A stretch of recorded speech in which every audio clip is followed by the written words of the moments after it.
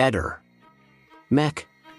Pallister. Nella lotta libera e nelle MMA esiste una presa al collo detta headlock. In questa si aggancia il braccio destro col sinistro intorno al collo e, poi, si fa contemporaneamente leva sulla nuca con la mano sinistra, spingendo in avanti la testa. Questa mossa porta prima allo svenimento per il blocco dell'afflusso di aria ai polmoni e sangue al cervello e dopo alla morte. La morte non è istantanea e se interviene un rianimatore la vittima si salva, altrimenti interviene l'asfissia. Inoltre capita spesso che per la pressione sulla nuca della leva articolare si lesioni proprio la seconda vertebra toracica T2, specialmente in persone anziane o con patologie ossee. La manovra non è quella fatta da Fineschi a quarto grado. In quel modo non ammazzi neanche un cappone a Natale. Invece il generale è sempre più infarcito. Il generale in pensione da sempre, assertore della teoria del suicidio di Liliana Resinovic, è convinto del fatto che la nuova perizia non approderà a nessuna novità.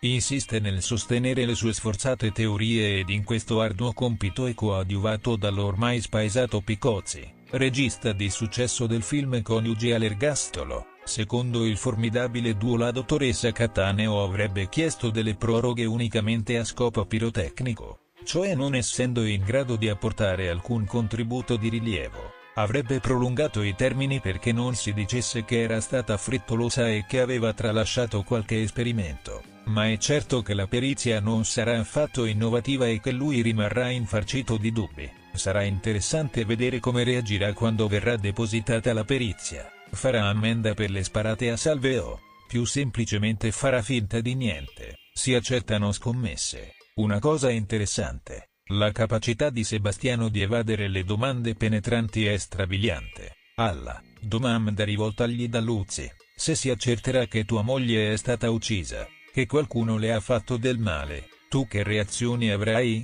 Risponde, è una cosa interessante. Ancora, cosa faresti a chi ha ucciso tua moglie? Risposta, da uomo? Se ne occupi la giustizia. Ehi, non dimenticare di iscriverti a questo canale.